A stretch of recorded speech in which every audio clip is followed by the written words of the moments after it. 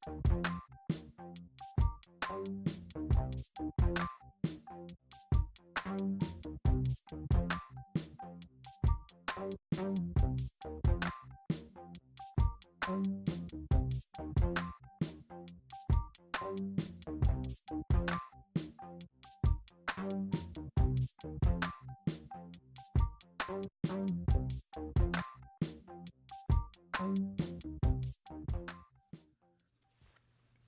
unlearned epitaph gave me an epiphany one February 30th.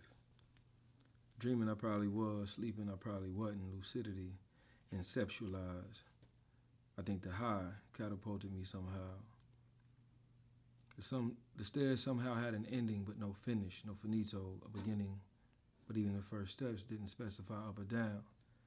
More I looked, ascended, more I stepped, descend. More answers I gave, more question marks. Blood crimson was the undertone. Shade of the steps left wandering ash from dreams cremated and poured into limestone to build pillars, to build marble to hold mirrors, made reflections from condemnation of judgmental confined sinner trapped in a state of mind that's right mind, that I write mind. So the free mind, one step at a time, out of line, to stay sane. I fall faster, then harder. To sleep again, I rest. To dream again, I rise. And pull the earth from settling around my eyes. Word.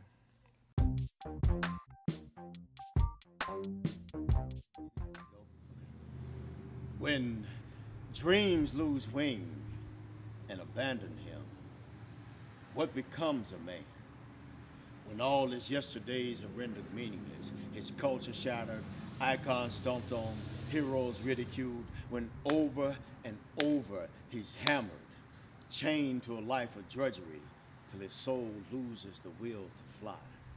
What then becomes succeeding generations of offspring of this shattered man, whose scars, though not as deep and visible as those of each preceding fathers, still crisscross like whip marks across their psyches, and none, not one of them, ever received any therapy. Many would love to ignore this, but the Holocaust was real. The Holocaust was devastating.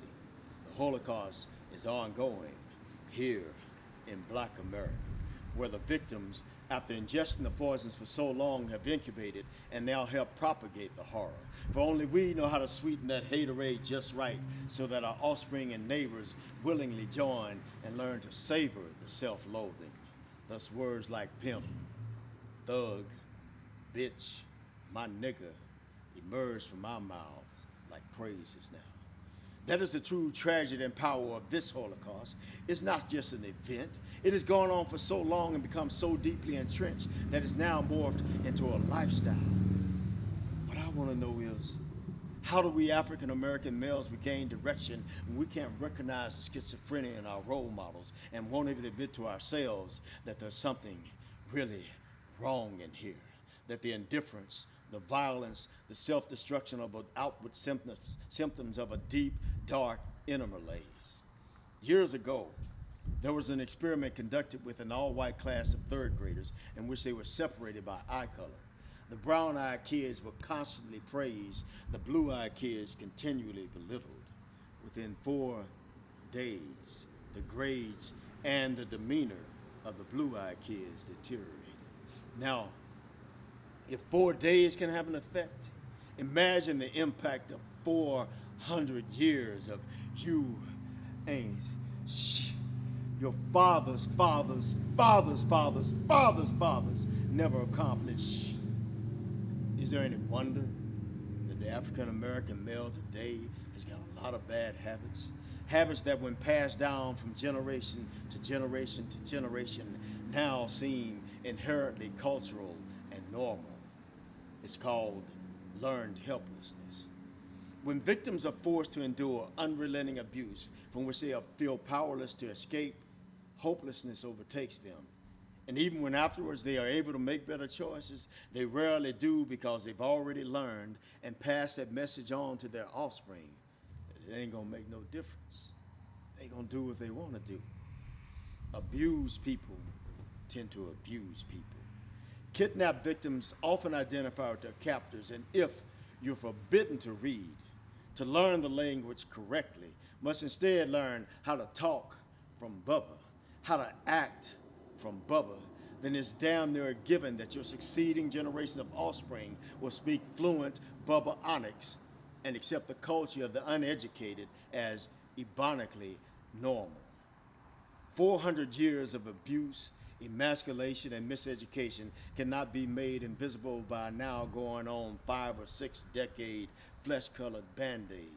Yet, selective memories allow others to ignore the centuries that shaped him and point shameful, accusing fingers at his now.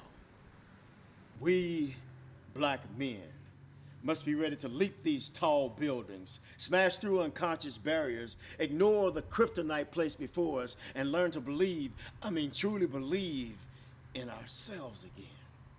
Stop being the lowest performing group because we accept it as inevitable. It is not our ability, it is our approach that dooms us. For how can you approach a woman with a positive attitude if in your mind she's a bitch or a hoe?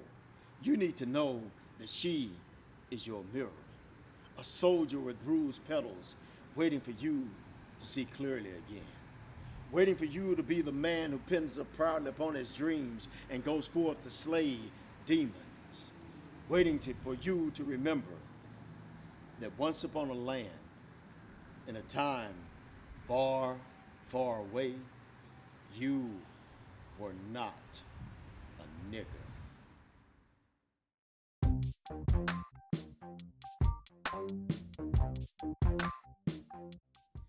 In the blink of an eye, I was a raging ocean, fires erupting within me, a glance from the universe, blessing of Mother Nature, and the endless branches of a tree. Follicles of caramel sprouted from my skull, fields of marigolds grew along green veins, whispers of rebellion stirred in my gut. I dreamt of freedom, enlightened ancestors discussing the brilliance of golden skin against the sun, architects of the universe who envisioned destruction in the streets, sacrificing their limbs for an opportunity for their actions to cultivate peace. The blossom of 1,000 carnations in the ashes of incinerated cages, where the heavens produce the beating of wild hearts, violent palpitations. A trip around the sun, I was carried on the wings of birds of prey, who feast on the tongue of oppression to sing for the brown girls of today and the women of power in years of yesterday.